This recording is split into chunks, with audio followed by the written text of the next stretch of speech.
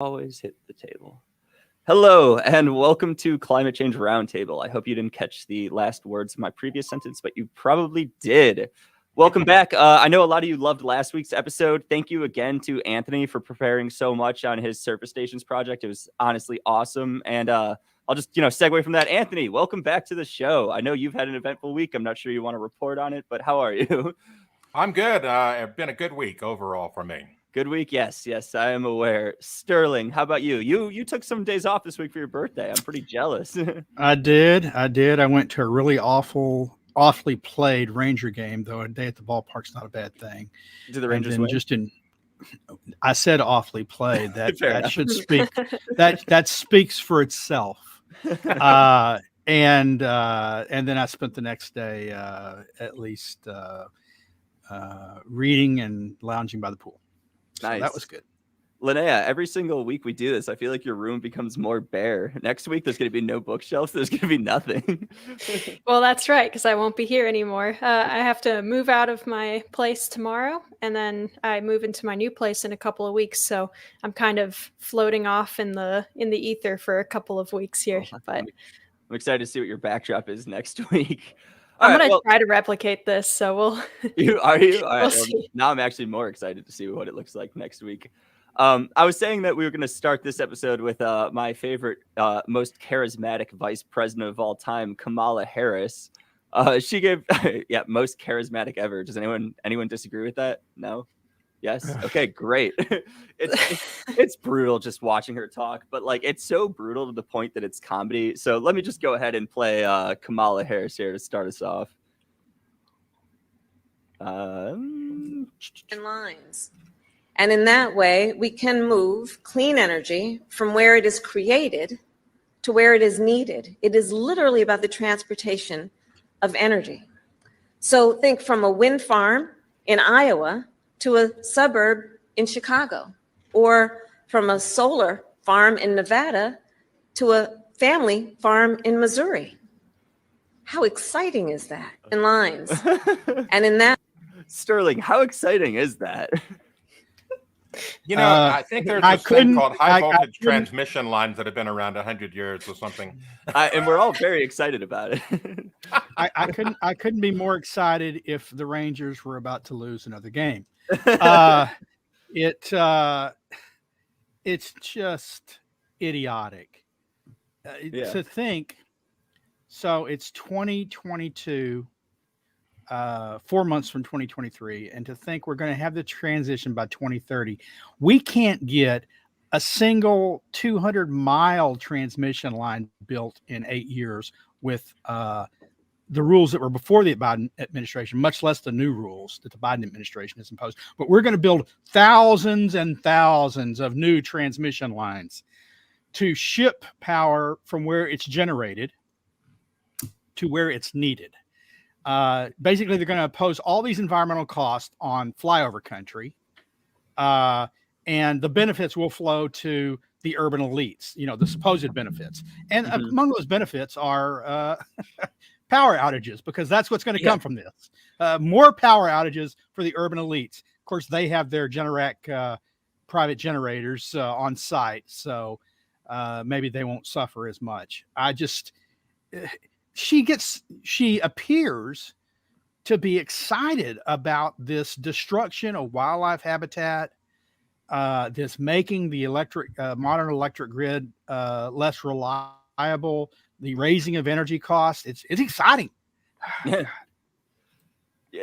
I heard this. Anthony, do you want to jump in? Yeah, I'm just thinking to myself, they were talking about the excitement of transporting energy from point A to point B. Well, what about the Keystone Pipeline? That is exactly what it was designed to do. And yet the first thing that Biden did when he took his presidency is strike that out. Mm-hmm. I mean, why isn't she excited about that? Oh, because it's nasty, dirty oil, not clean electricity. But, it's just the idiocy of this regime is just beyond comprehension. It's the wrong kind of energy being transported, and it's the wrong people who are benefiting. It's not how exciting is that? It's not their wealthy green energy constituents that will be benefiting from the Keystone XL pipeline. I heard an interesting point yesterday on our In the Tank podcast, actually, from Justin Haskins. And for those of you that don't watch both shows, I think it's worth repeating. The ultimate goal of this renewable energy, plan is to reach the exact same point that we're at now, where if I go over there and I turn the lights on, they actually turn on. Like that's the best case scenario of all of this, that things just reach the status quo and we spend trillions of dollars on it, blow up the current system, and it's just like things go as normal, which we all know they won't. Like that, so really the realistic outcome is that things are worse than they are right now. The best possible outcome is that we just continue with the status quo. And we want to blow up the entire economy and energy system just so I can still turn the lights on or watch the Rangers lose on TV because, I'm not in Texas. But sorry. But either way, like that's what we're gunning for here. It's absurd just in and of itself. Yeah. And like, am I wrong with that analysis? No, and I think that it's important that you do point out the fact that it is not feasible. There's a feasibility study that's supposed to be coming out talking about whether or not we can actually go on to 100% wind and solar, basically, because the environmentalists hate hydropower. Anthony knows this. In California, they're stripping down their hydroelectric plants because they're worried about the river smelt or whatever it is that they've got. Whatever. Yeah, there's a fish called the Delta Smelt. Yeah. Let me talk about this because it's just it's absolutely absurd. There's a fish called the Delta Smelt. Okay. Mm-hmm. And they have been trying to save this for years. The last 2 years, they go out and they do surveys trying to find these things. And after spending billions of dollars, tearing down dams, changing water flow, all kinds of stuff, dumping water into the ocean that we could have saved, they can't find any. The things are gone. And the reason they're gone has nothing to do with climate change. It has nothing to do with water storage. It has everything to do with the fact that they have invasive species in the Sacramento Delta called the striped bass, and those things are eating all the Delta Smelt. And the Delta Smelt are extinct thanks to the other fish. That's all that's going on.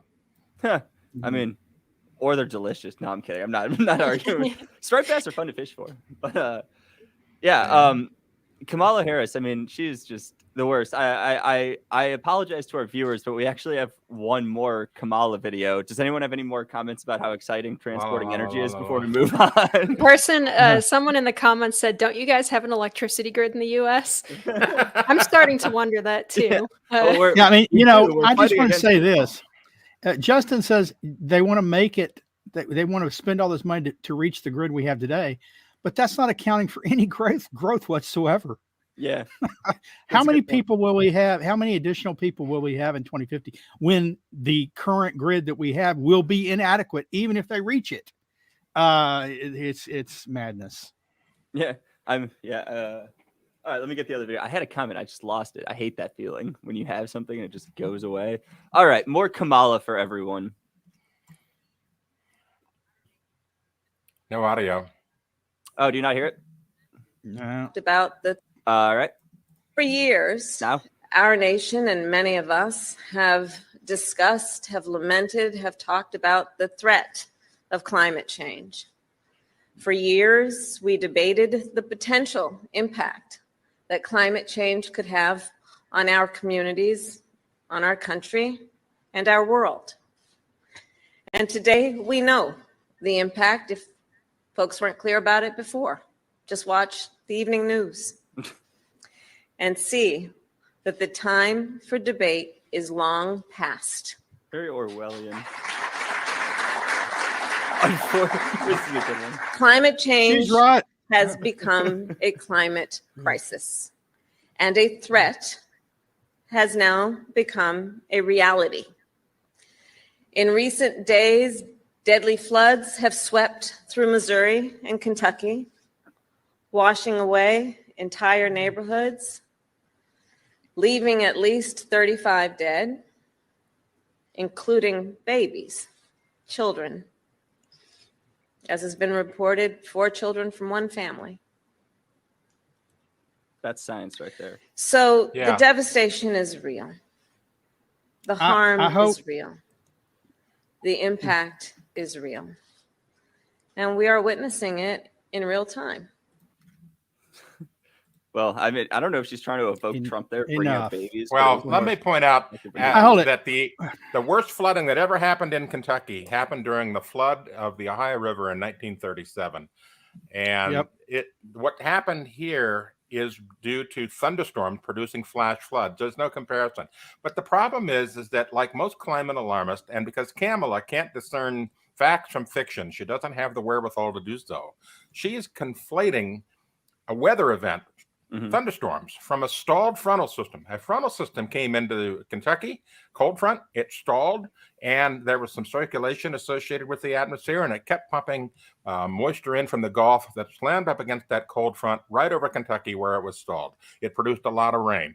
That's a weather event. It has not one damn thing to do with climate, but she's not smart enough to know that. Look, I sent you a series of articles about different floods in Kentucky yesterday, Andy. I don't know if you had a chance to look at them or load any of them. Yeah, let me. But email or Slack. The 37 flood killed not 4 children and 35 people, but hundreds of people. The 1897-98 flood did the same.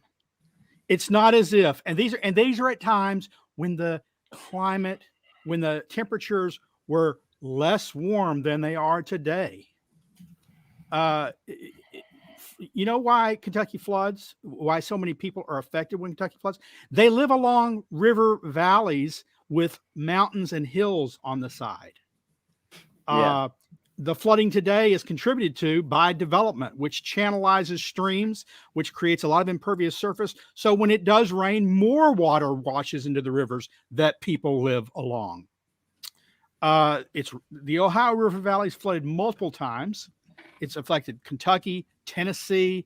The 37 flood was much bigger than the one today. You're talking peak flooding 45 feet above flood level.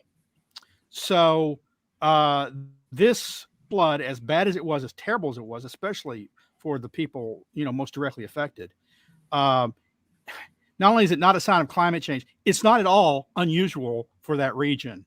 The only people that think it is are people who have no memory of the past, which, of course, seeing Biden perform and seeing Kamala typically muddle through her words, I guess they have no memory beyond the last election cycle.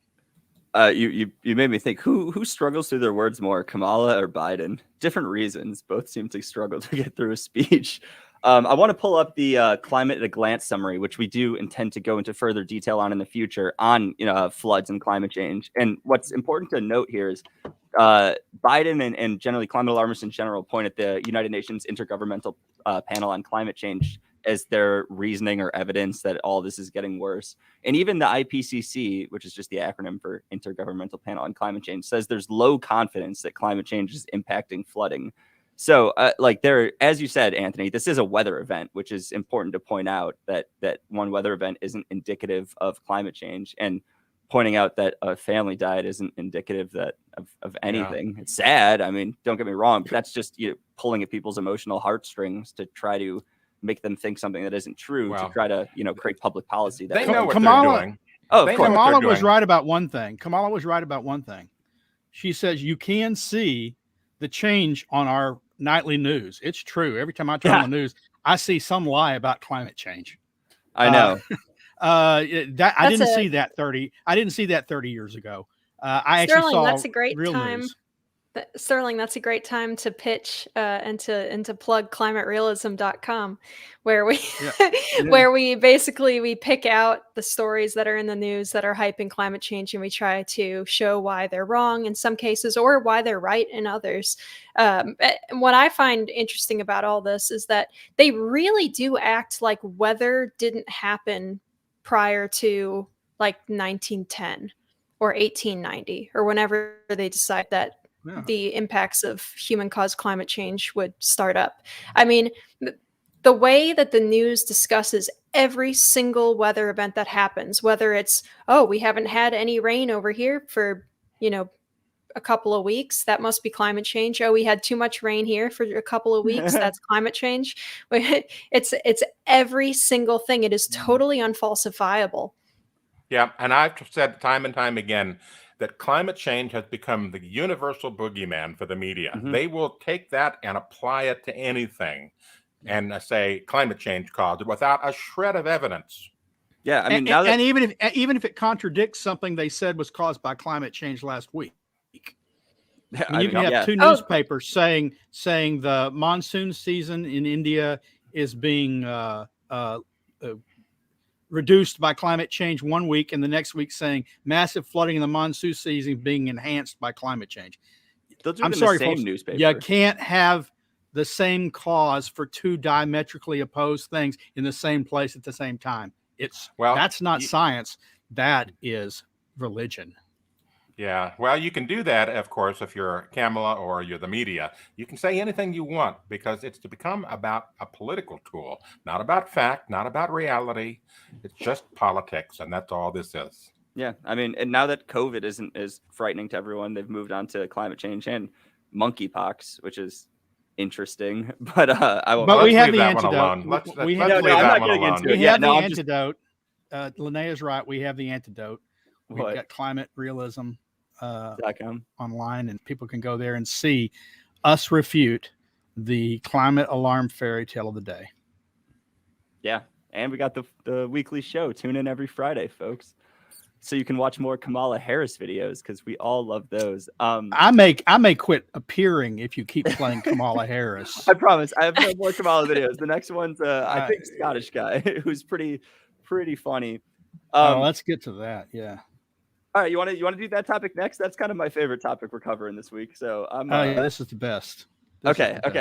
So this video is hilarious. Linnea sent this to all of us, and it was funny enough that it's totally worth playing during the show. I won't introduce the claim. I'll let him introduce it himself. Change affects us all. For example, did you know that the Arctic is warming 4 times faster than the rest of the world? And would you believe in Australia, temperatures are rising faster than the rest of the world? China is heating up twice as fast as the rest of the world. And unbelievably, Finland is warming faster than the rest of the world. And a new scientific study shows that New England is warming up faster than the rest of the world. Israel is warming up almost twice as fast as the rest of the world. Wait a minute. Africa warming more and faster than other world regions.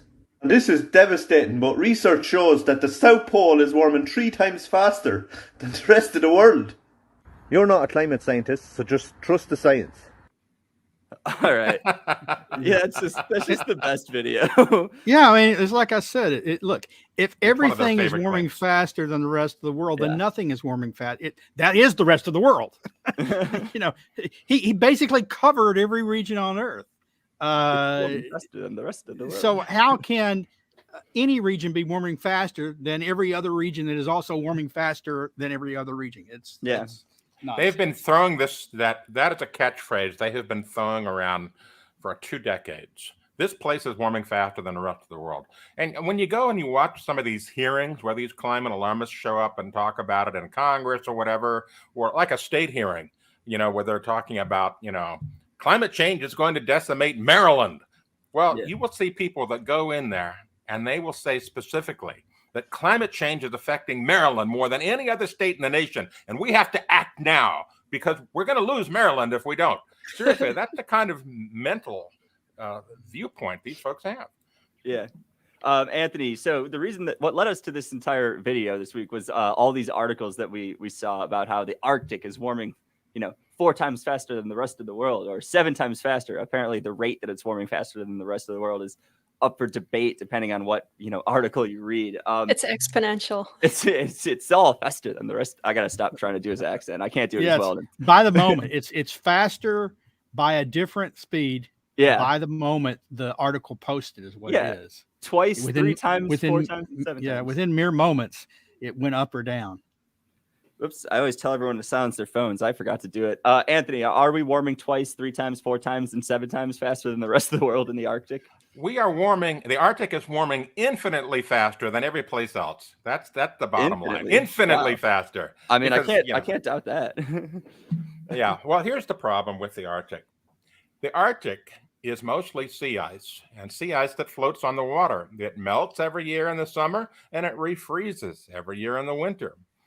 But more importantly, nobody lives in the Arctic. And because it is floating sea ice, they don't have any weather stations on these things. So I want to show you two graphs. This is from NASA.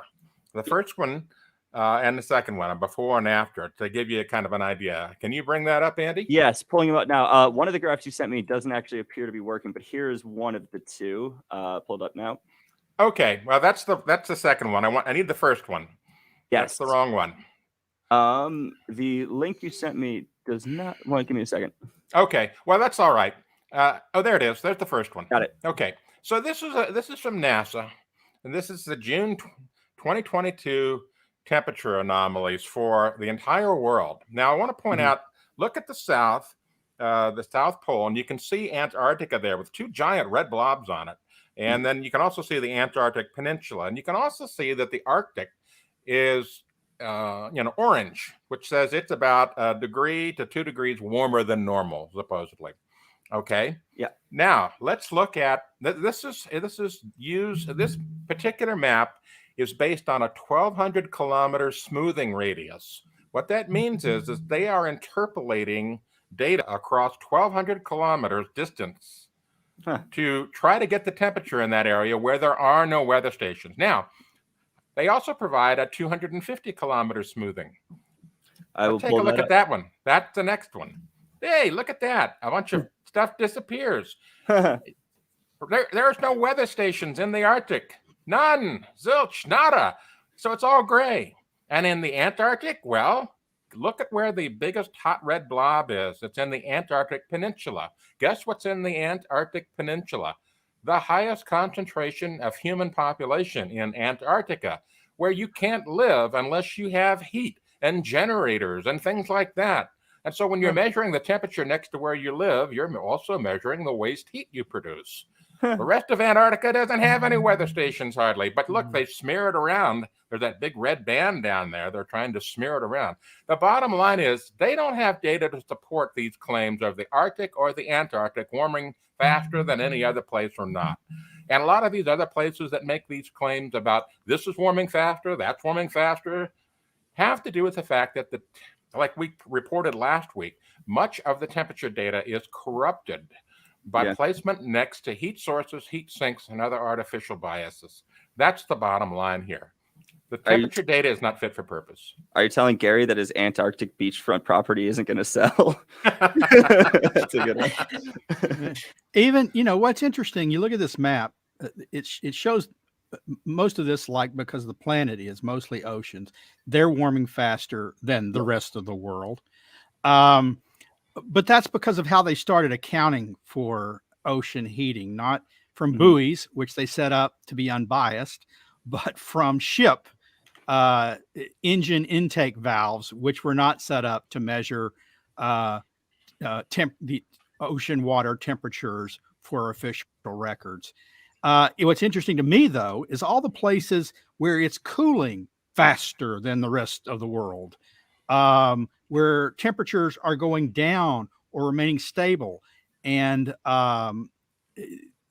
it's particularly if you look at this particular graph, the upper Northwest, I keep hearing about a drought and extreme heat in the Northwestern United States, and yet that is white. Yeah. Where they're not tampering with, Europe's got a big red blob. Europe, one of the most developed places on the earth, on the face of the earth, has got a big red blob. Yeah. That's surprising. The populated regions of Texas and the coast of the United States, basically urban areas are heating up faster than the rest of the earth. I believe we addressed this in last week in Anthony's with Anthony's report.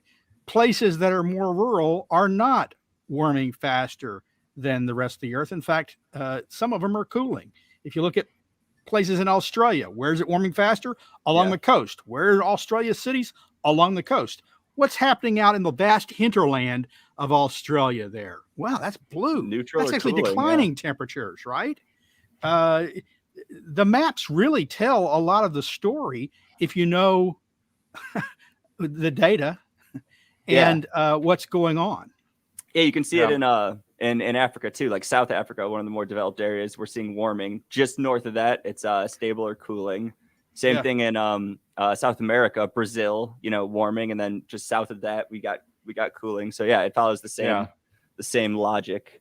Are you telling me? I want to point out something here about these maps. So the first map that had the 1,200 kilometer smoothing, where they're from one point here to 1,200 kilometers away, that's essentially almost the distance between, a little more similar to the distance between New York and Atlanta.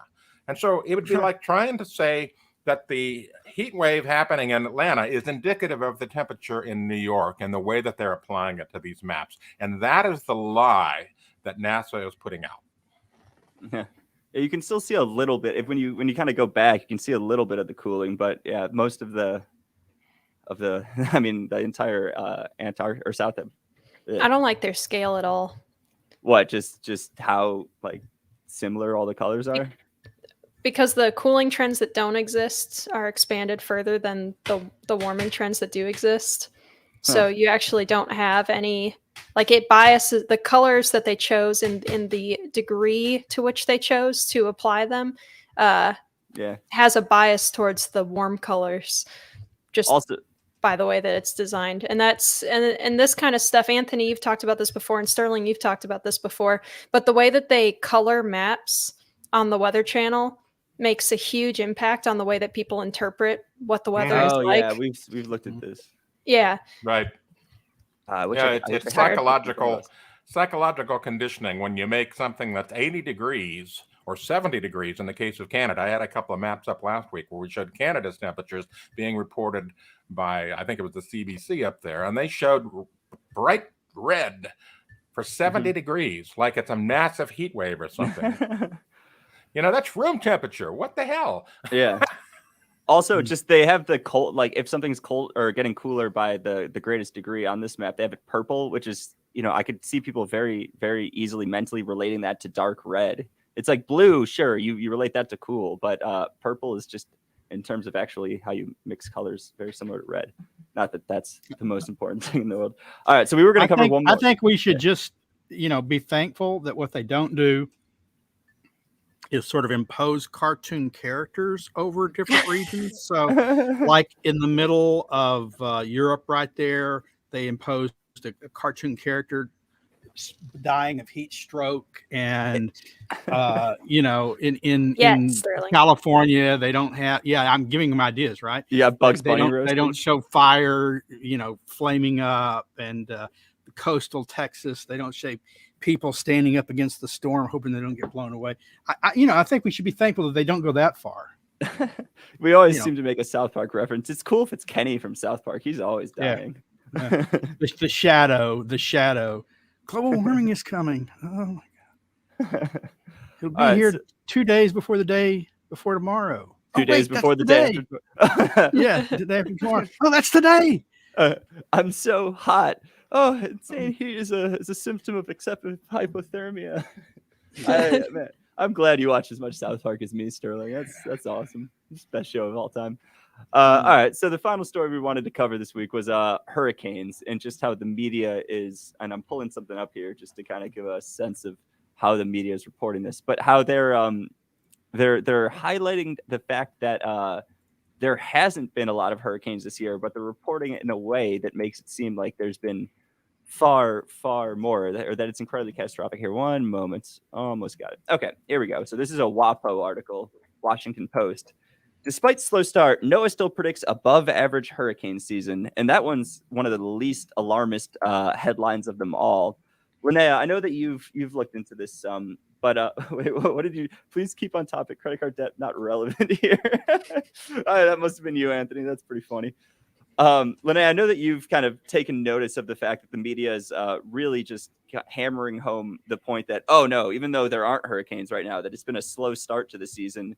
It's going to get bad. It's going to get worse. And we're not doubting that there could be, more hurricanes this year. But what we are doing is pointing out just the way that instead of, pointing out that there's not a lot of hurricanes, they hammer home the point that we still think it's going to be especially catastrophic. It's a strange way to report this news. Let's go on record. I will be stunned if there aren't more hurricanes than we've seen so far this year. That would be surprising. but they don't. They don't play it that way. They predicted an above average hurricane. 60, I think last week the story I was writing on was 66% chance of above average hurricane and only 10% chance of below average hurricane. Yeah. And we haven't had a single hurricane form in the Atlantic all year thus far. We had 3 tropical storms that dissipated very quickly. We are below average already for the number of days with tropical storm. So, it would really, really, really have to pick up very fast at this stage to be an average year, much less an above average year. Yeah. And it always fascinates me when things are actually going pretty well, because you don't want to see a whole lot of hurricanes. They're going to happen no matter what. Regardless of climate change, you're going to get hurricanes. It's tropical storms in the tropics. It happens, and it's part of the natural cycle of weather in the region. You don't want to see it.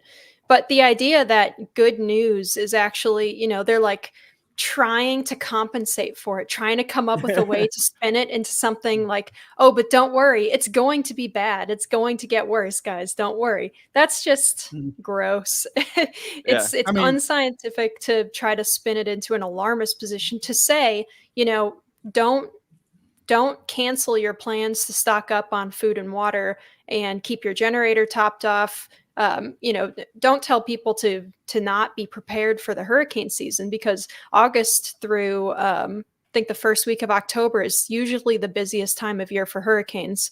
But that doesn't mean that you have to spin it into, it can still be the worst year ever. We're going to have the worst hurricanes. It's going to be terrible. Everyone's going to get smashed in Texas and Louisiana and probably New York too, just to throw them in there. So it's, I saw an article that was saying that we're going to have another Hurricane Sandy before the end of the year. And I'm like, you can't say that. Yeah, right? We don't know. You can't like know those that. spaghetti models are even kind of nonsense. Yeah, you could, but you can't predict that.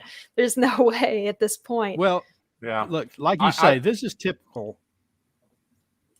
This is typical of what they do, not just with hurricanes. I mean, it's a different topic, but I wrote yesterday, we just had this report from Australia come out saying corals have set new records for all times highs on the Great Barrier Reef. And the news stories all spun it is, well, in a surprising finding, corals are up because we all know climate change is killing corals. And how could that be? And so they'd spend 2 paragraphs talking about the actual findings of the study, which were good news. And then the remainder of the article, 10 more paragraphs, 20 more paragraphs would all be about, oh, but these are the threats facing corals. They're really being destroyed. If only the data would reflect what we know is happening. If only the real world would reflect our interpretation of That's crazy. Basically. Anthony, you sent me this CNN article. Let me, it also just gave me time to ad block it, which is just great. I want to point this out because this is absolutely dishonest reporting on the part of CNN. Yeah. The way that they have this headline here, it says Atlantic hurricane season will remain above normal. Well, they're talking about this, the fact that they're in the article. I don't know if you can scroll down a little bit or not, but they contradict themselves right away. That right there, though this season has been less active now compared to the last 2. So it hasn't been above normal. Yeah. But they make a headline that says it will remain above normal, inferring that it was above normal, when in fact it was not. In fact, there were no hurricanes. And so they're absolutely lying to their readership and viewership with a headline like that.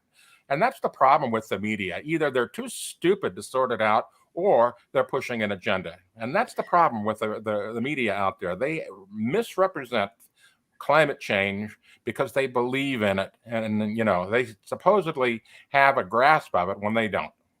Well, and it's easy to believe this stuff when you don't live, especially when you don't live in hurricane country. That doesn't stop some other people who, who have lived places like where I live currently in South Louisiana that gets hit by a whole lot of hurricanes right near the, Texas-Louisiana border.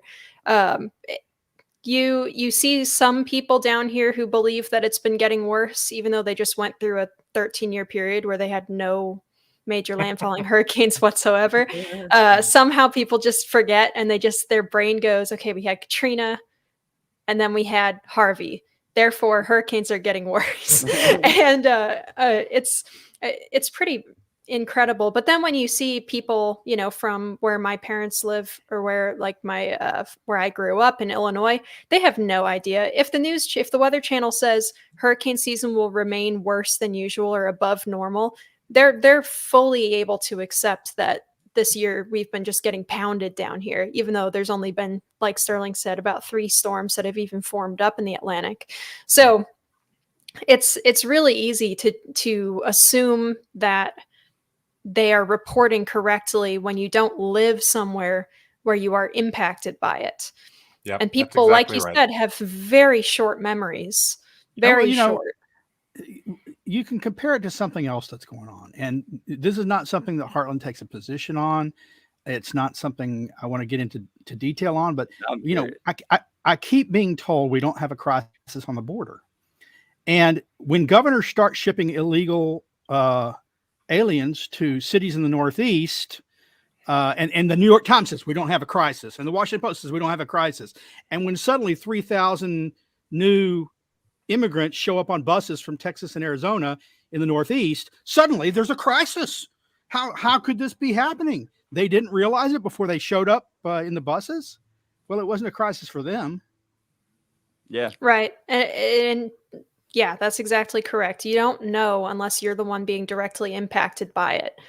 And so, when the same thing happens when there's a hurricane down here, because they always get really good footage of like the worst possible places in it. Yeah. And the number of times when we've had, barely rain, barely rain, some kind of bad wind down here when we're having a hurricane. And I get phone calls from family panicked Are you because gonna they survive? see because they see houses up to their windows in water and stuff that, these houses that are down in Port Fourchon or something that are built up on 20-foot stilts anyway, because they know that they're going to get a 30-foot storm surge every time a big storm comes through. I mean, it's crazy.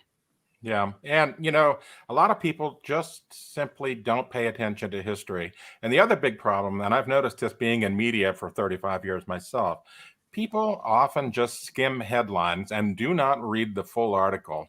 And so they get the impression from the headline, and that becomes fact for them, even though, like in the case of the CNN headline, it is absolutely false. And so people don't read, they skim, and they get these false impressions from headlines, and they know what they're doing. They do.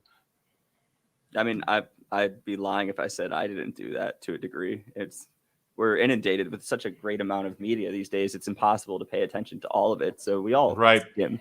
And then, you see that CNN headline, which you were exactly right, Anthony, totally indicated that hurricane season has been above average, just the way they worded it. I mean, it was dishonest at the most blatant level. We have had so many comments come in. I'll be honest, I'm struggling to follow them all, but there was one, I can't see it at the moment. It was something along the lines of, and this is a thing you see a lot. They can't even predict the weather right 10 days in advance. Why are we supposed to take their predictions, for the future?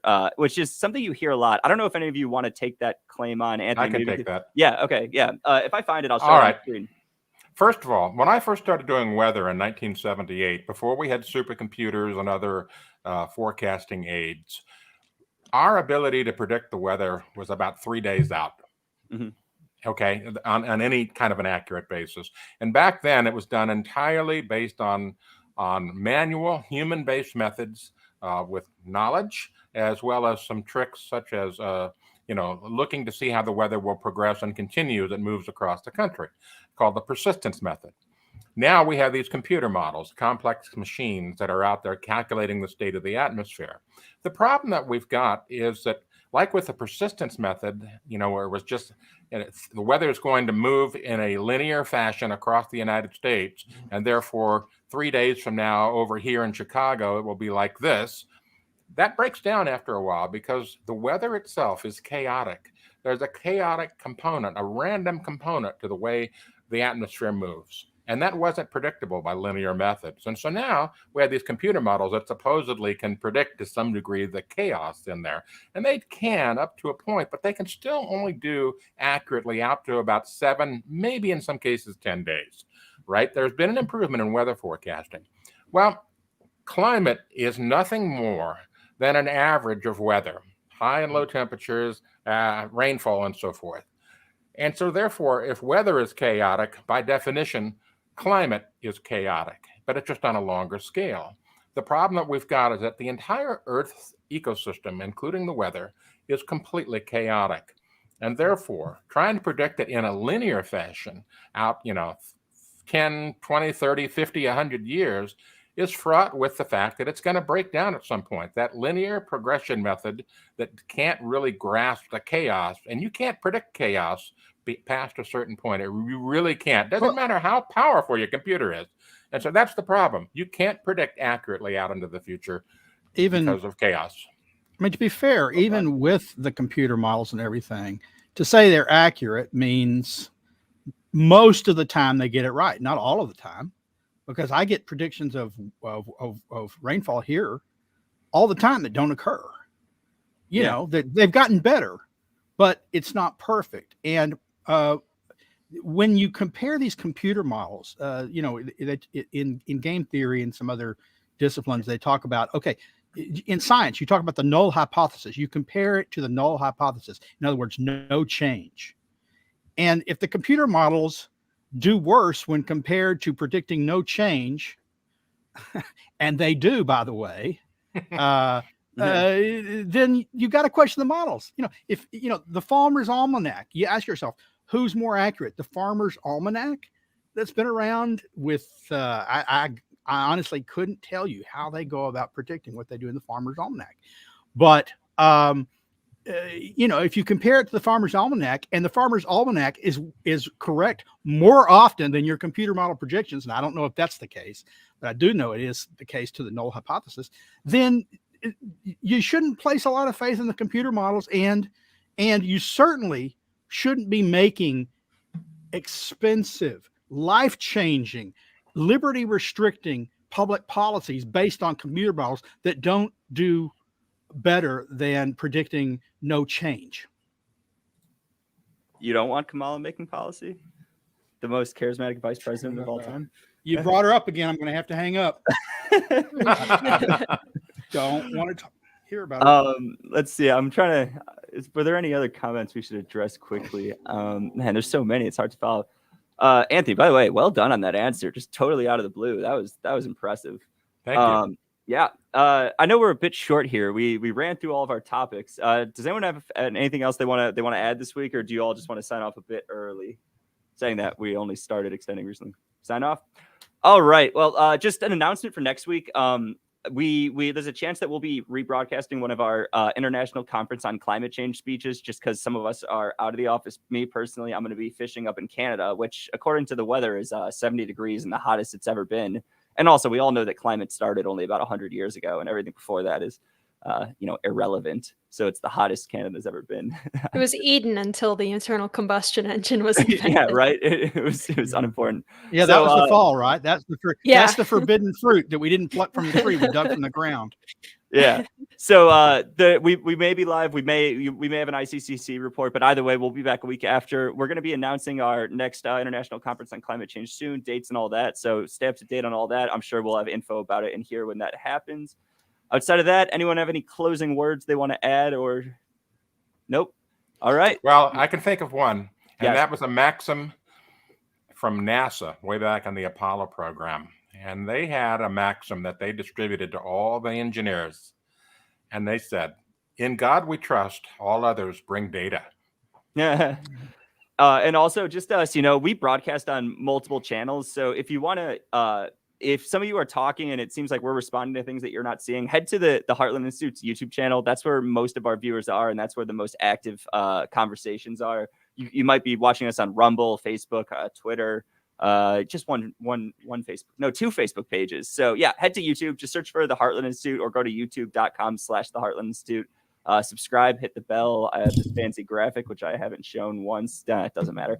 All right. Outside of that, see you all next week or the following week, depending on schedules, and peace.